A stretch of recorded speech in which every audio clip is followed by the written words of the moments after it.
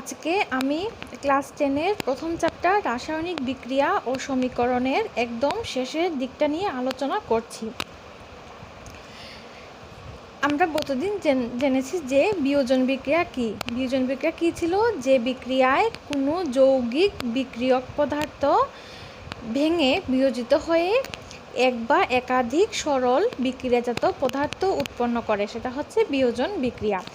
অর্থাৎ একটা বিক্রিয়ক ভেঙে তার এক বা তার বেশি সরল বিক্রিয়াজাত পদার্থ উৎপন্ন করে। এই বিয়োজন বিক্রিয়া তিন ধরনের হয়, যেমন তাপীয় বিয়োজন, তড়িৎ বিয়োজন ও আলোক বিয়োজন। তাপীয় বিয়োজন কি? তার নামের মধ্যে আমরা একটা শব্দ পাচ্ছি তাপ, অর্থাৎ এই বিক্রিয়ায় আমাদের তাপ লাগবে।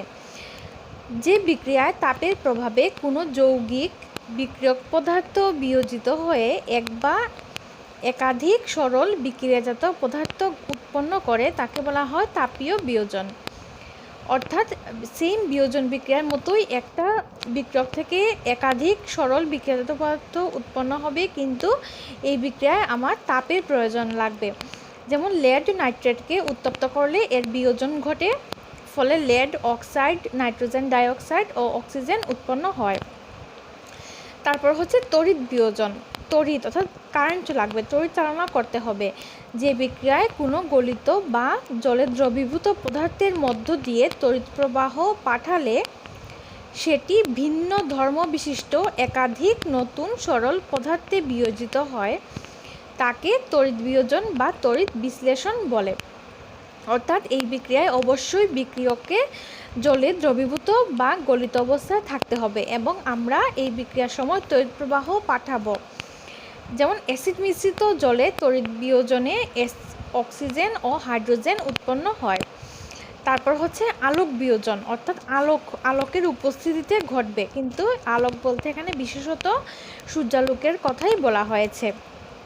যে বিক্রিয়ায় আলোর প্রভাবে কোনো যৌগিক বিক্রিয়ক পদার্থ বিয়োজিত হয়ে একাধিক সরল বিক্রিয়াজাত পদার্থ গঠিত হয় তাকে আলোক বিয়োজন বা আলোক রাসায়নিক বিক্রিয়া বলে। অর্থাৎ তাপীয় বিয়োজন, তড়িৎ বিয়োজন ও আলোক বিয়োজন একই সূত্রে আছে, কিন্তু তিনটার মধ্যে তিনটা আলাদা আলাদা শর্ত আছে। তাপীয় বিয়োজনে তাপের দরকার, তড়িৎ বিয়োজনে অবশ্যই গলিত অবস্থায় থাকতে হবে বিক্রিয়কে এবং তড়িৎ প্রবাহ পাঠাতে হবে, আর আলোক বিয়োজনে বিক্রিয়াটা সূর্যালোকের উপস্থিতিতে ঘটবে। সূর্যালোকের উপস্থিতিতে যদি আমরা সিলভার ক্লোরাইডের বিয়োজন করি, অর্থাৎ সূর্যালোকের উপস্থিতিতে যদি আমরা সিলভার ক্লোরাইডকে রেখে দিই, তবে তা বিয়োজিত হয়ে ধাতব সিলভার ও ক্লোরিন গ্যাস উৎপন্ন করে। সেম আমরা যদি সূর্যালোকের উপস্থিতিতে সিলভার ব্রোমাইড AgBr রেখে দিই, তবে সেটা বিয়োজিত হয়ে ধাতব সিলভার ও ব্রোমিন বাষ্প উৎপন্ন করে। ফলে আমরা বলতে পারি সিলভার ক্লোরাইড ও সিলভার ব্রোমাইড হচ্ছে আলোক সক্রিয় যৌগ।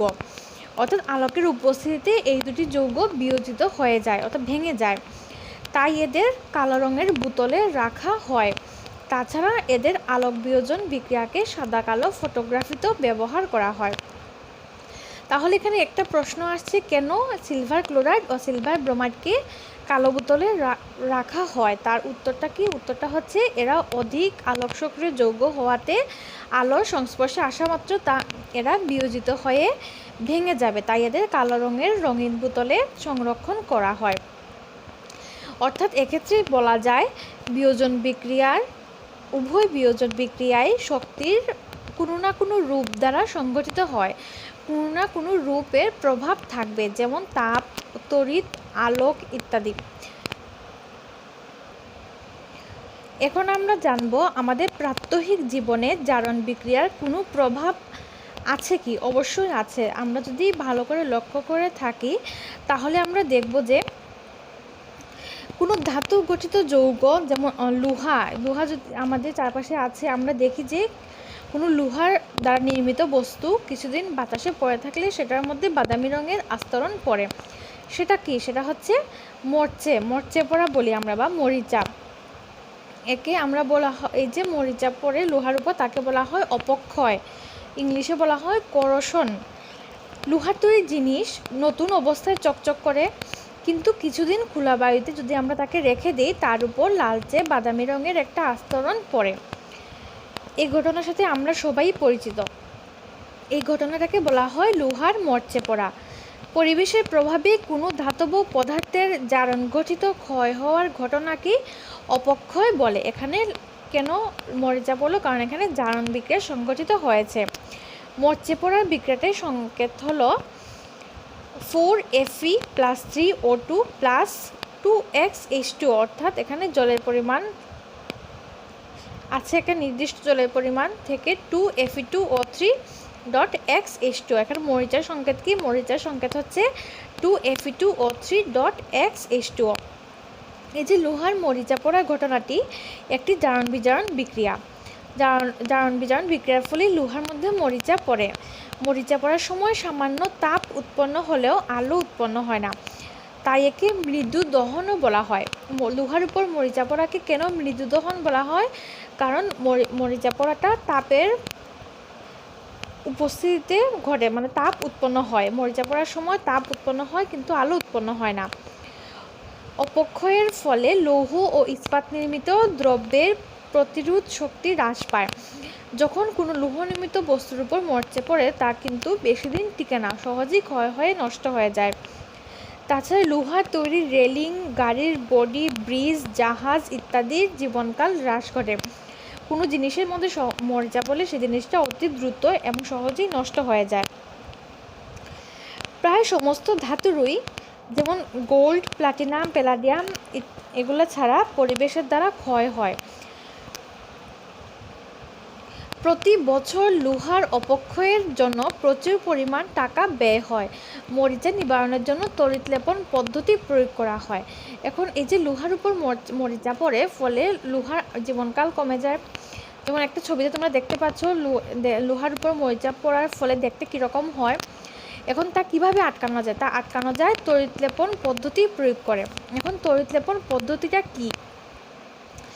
তড়িৎ বিশ্লেষণ পদ্ধতিতে অপেক্ষাকৃত বেশি সক্রিয় কোনো ধাতু বা ধাতু সংকরের তৈরি পদার্থের উপর অপেক্ষাকৃত কম সক্রিয় অন্য কোনো ধাতুর প্রলেপ দেওয়াকে তড়িৎ লেপন বলা হয়। অর্থাৎ অধিক সক্রিয় কোনো ধাতুর উপর কম সক্রিয় কোনো ধাতুর প্রলেপ দেওয়ার ঘটনাকে বলা হয় তড়িৎ লেপন। এখন এই যে লোহার মরচে পড়াটা আমরা একটা তো তড়িৎ লেপনের সাহায্যে আমরা তা প্রতিরোধ করতে পারি। আর কি কি উপায়ে আমরা প্রতিরোধ করতে পারি? আলকাতরা বা তেল রং যদি আমরা কোনো ধাতু নির্মিত বস্তুর উপর প্রলেপ দিই তাহলে মরিচা পড়া বন্ধ করা যায়। লোহার দ্রব্যের উপর যদি আমরা জিঙ্কের প্রলেপ দিই, জিঙ্কের প্রলেপ দেওয়াকে বলা হয় গ্যালভানাইজেশন। বা টিনের প্রলেপ দিলে লোহার মরচে পড়ে না। লোহার উপর ক্রোমিয়াম, নিকেল ইত্যাদি ধাতু তড়িৎ লেপন করলে লোহায় মরচে পড়ে না। আর হচ্ছে ধাতু সংকর গঠন করেও লোহার ক্ষয় নিবারণ করা সম্ভব। এখানে আমরা কি জানলাম? আমরা জানলাম অপক্ষয়। অপক্ষয় ব্যাপারটা কি? অপক্ষয় ব্যাপারটা জানতে হলে প্রথমে আমাকে মরচে পড়া কি সেটা জানতে হবে। মরচে কী করে পড়ে সেটা তোমরা অবশ্যই জানো। তোমরা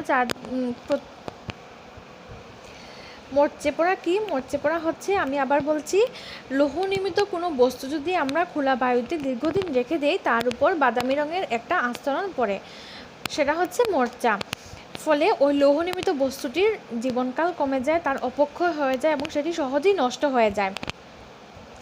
এই যে লোহার মরচে পড়াটাকে আমরা কি করে প্রতিরোধ করতে পারি? লোহা তার উপর কোনো আলকাতরা বা তেল রং দিয়ে প্রলেপ দিলে, কোনো তড়িৎ লেপন করলে, জিঙ্কের প্রলেপ দিলে বা ধাতু সংকর গঠন করলে লোহার ক্ষয় নিবারণ করা সম্ভব। তারপর আমরা জানব দুর্গন্ধতা অর্থাৎ রেন্ডিসিটি কি। রেন্ডিসিটি কি? রেন্ডিসিটির বাংলা অর্থ হচ্ছে দুর্গন্ধতা। অনেক সময় ঘরে ফেলে রাখা চর্বি বা তেলযুক্ত খাবারের স্বাদ কখনো কি তোমরা দেখেছো কীরকম থাকে বা এর গন্ধ কীরকম হয়? চর্বি বা তেল জাতীয় পদার্থ জারিত হলে পচে যায়, অর্থাৎ তার মধ্যে যদি জারণ বিক্রিয়া ঘটে সেটা পচে যায় এবং এর গন্ধ ও স্বাদ পরিবর্তিত হয়। সাধারণত জারণ কার্যে বাধা দেয় সেগুলা যদি আমরা ওই খাবারে যোগ করে রাখি তাহলে সেটা পচে যায় না। যখন ফ্যাট জাতীয় বা তেল জাতীয় খাবার জারিত হয় তখন তা থেকে দুর্গন্ধ বের হয় ও খাবারের স্বাদ নষ্ট হয়ে যায়। তবে আমরা যদি ওই খাবারগুলোকে কোনো বায়ুনিরোধ পাত্রে বা রেফ্রিজারেটরে রাখি তাহলে সেটা সহজে জারিত হয় না। এই কারণে চিপস প্রস্তুতকারক যে সংস্থাগুলো আছে সেগুলা প্যাকেটে চিপস ভর্তি করার সময় নাইট্রোজেন গ্যাস ভর্তি করে রাখে যাতে খাবার সহজে জারিত হয় না। তাছাড়া ফ্রিজের মধ্যেও খাবার রাখলে দুর্গন্ধতার সম্ভাবনা থাকে না, কারণ ফ্রিজে তাপমাত্রা খুবই কম হয় এবং সেখানে বায়ু বা অক্সিজেনের প্রবেশ ঘটে না। খাদ্যদ্রব্যকে প্রকাশ্য সূর্যালোকে না রেখে অপেক্ষাকৃত শীতল জায়গায় রাখলে দুর্গন্ধতার সম্ভাবনা কম। তাই আজকাল খাবারে অ্যান্টিঅক্সিডেন্ট জাতীয় পদার্থ যোগ করে দুর্গন্ধতার সম্ভাবনা হ্রাস করা হয়। এখন হয় আমরা ফ্রিজে রেখে সেই দুর্গন্ধটাকে রোধ করতে পারবো, না হয় কোনো চিপসের প্যাকেটে আমরা নাইট্রোজেন গ্যাস ভর্তি করে তাকে আমরা নষ্ট হওয়ার হাত থেকে বাঁচাতে পারবো, আর না হয় আমরা অ্যান্টিঅক্সিডেন্ট জাতীয় পদার্থ যোগ করে খাবারে আমরা সেই খাবারকে নষ্ট হওয়া থেকে বাঁচাতে পারবো। এখন এই অ্যান্টিঅক্সিডেন্ট সেটা কি? যে সমস্ত পদার্থ জারণে বাধা দেয় তাদের অ্যান্টিঅক্সিডেন্ট বলে। খাদ্যদ্রব্যে এই সমস্ত পদার্থ যোগ করলে খাবার সহজে নষ্ট হয় না। এগুলি এক প্রকার খাদ্য সংরক্ষক পদার্থ যা অসম্পৃক্ত চর্বি ও তেল জাতীয় খাদ্যদ্রব্যের জারণ রোধ করে ওই সকল খাদ্য সামগ্রীর জীবনকাল বৃদ্ধি করে। অ্যান্টিঅক্সিডেন্টগুলি খাদ্যবস্তু অপেক্ষা অক্সিজেনের প্রতি বেশি সক্রিয়। এর শতজারণ প্রক্রিয়া মন্থর করে খাদ্য সামগ্রী সংরক্ষণ করে। এখন দেখো কয়েকটি রাসায়নিক বিক্রিয়ার উদাহরণ আমি দিলাম। সোডিয়াম সালফেটের দ্রবণ নিয়ে তাতে বেরিয়াম ক্লোরাইড দ্রবণ যদি যোগ করি তাহলে কি ঘটবে? তখন বেরিয়াম সালফেট এবং সোডিয়াম ক্লোরাইড উৎপন্ন হবে। এটি একটি দ্বিপ্রতিস্থাপন বিক্রিয়া। এক্ষেত্রে বেরিয়াম সালফেটের সাদা অধক্ষেপ সৃষ্টি হয়। চীনামাটির পাত্রে 1 গ্রাম ধাতব কপার নিয়ে উত্তপ্ত করা হলে কপারের কিরূপ পরিবর্তন ঘটবে এবং উত্তপ্ত কপারের উপর দিয়ে যদি হাইড্রোজেন গ্যাস চালনা করা হয় তখন কি ঘটবে? উৎপন্ন কালো যৌগটি হলো কপার অক্সাইড। কপারের সাথে অক্সিজেনের বিক্রিয়ায় সিইও অর্থাৎ কপার অক্সাইড উৎপন্ন হবে। এই বিক্রিয়াটি হলো একটি তাপগ্রাহী সংযোগ বিক্রিয়া এবং জারণ বিক্রিয়া। উত্তপ্ত কালো বর্ণের কপার অক্সাইডের উপর দিয়ে হাইড্রোজেন গ্যাস চালনা করলে কালো আস্তরণ অপসারিত হয়ে অর্থাৎ সরে গিয়ে বাদামি বর্ণ ফিরে আসবে, অর্থাৎ কপার উৎপন্ন হয়। সিইও প্লাস H2-তে আমরা তাপ দিলে কপার প্লাস জল পাবো। তারপর হচ্ছে লেড নাইট্রেটের জলীয় দ্রবণ নিয়ে তাতে পটাশিয়াম আয়োডাইডের দ্রবণ যোগ করলে বিক্রিয়াটির কি সমীকরণ হবে? বিক্রিয়াটি হচ্ছে লেড নাইট্রেটের জলীয় দ্রবণে যদি আমরা পটাশিয়াম আয়োডাইড যোগ করি তাহলে আমরা PbI2 পটাশিয়াম আয়োডাইড পাবো এবং 2KNO3 পাবো। এটি একটি দ্বিপ্রতিস্থাপন বিক্রিয়া। এই বিক্রিয়াকে অধক্ষেপণ বিক্রিয়া বলা যাবে, কারণ বিক্রিয়াটিতে অধক্ষেপ রূপে হলুদ বর্ণের লেড আয়োডাইড উৎপন্ন হয়। তারপর দেখো জিঙ্কের সঙ্গে সিলভার নাইট্রেটের বিক্রিয়ায় কি উৎপন্ন হবে? জিঙ্কের সঙ্গে সিলভার নাইট্রেটের বিক্রিয়ায় ZnNO3(2) এবং সিলভার উৎপন্ন হবে। এটি একটি প্রতিস্থাপন বিক্রিয়া। পটাশিয়াম আয়োডাইডের সঙ্গে লেড নাইট্রেটের বিক্রিয়ায় কি ঘটবে? পটাশিয়াম আয়োডাইডের সঙ্গে লেড নাইট্রেটের বিক্রিয়ায় পটাশিয়াম নাইট্রেট উৎপন্ন হবে KNO3 প্লাস PbI2। এটি একটি দ্বিপ্রতিস্থাপন বিক্রিয়া। কপার সালফেটের জলীয় দ্রবণে লোহার পেরেক ডুবালে কি ঘটবে? কপার সালফেটের জলীয় দ্রবণে লোহার পেরেক যদি আমরা ডুবাই তাহলে FeSO4 পাবো এবং সাথে কপার ধাতুর অধক্ষেপ পড়বে। এটি একটি প্রতিস্থাপন বিক্রিয়া। লোহার পেরেকের উপর বাদামি বর্ণের কপারের আস্তরণ পড়ে ও নীল বর্ণের দ্রবণটি ধীরে ধীরে হালকা সবুজ বা প্রায় বর্ণহীন হয়ে পড়ে। জিঙ্কের ছিদ্রের সাথে যদি লঘু সালফিউরিক অ্যাসিড যোগ করা হয় তখন কি ঘটবে? তখন জিঙ্ক সালফেট ZnSO4 উৎপন্ন হবে এবং সাথে হাইড্রোজেন গ্যাস নির্গত হবে। এটি একটি প্রতিস্থাপন বিক্রিয়া। সিলভার ক্লোরাইডকে সূর্যালোকে রেখে দিলে কি ঘটবে? সিলভার ক্লোরাইডকে সূর্যালোকে রেখে দিলে ধূসর বর্ণের সিলভার ও ক্লোরিন গ্যাস উৎপন্ন হবে। এটি একটি আলোক বিয়োজন বিক্রিয়া। সিলভার ব্রোমাইডকে সূর্যালোকে রেখে দিলে কি ঘটবে? সিলভার ব্রোমাইডকে যদি আমরা সূর্যালোকের উপস্থিতিতে রেখে দেই তখন হলুদ বর্ণের সিলভার বিয়োজিত হয়ে ধূসর বর্ণের সিলভার ও ব্রোমিন বাষ্প উৎপন্ন করবে। এটি একটি আলোক বিয়োজন বিক্রিয়া। তারপর লেড নাইট্রেটকে যদি উত্তপ্ত করা হয় কি ঘটবে?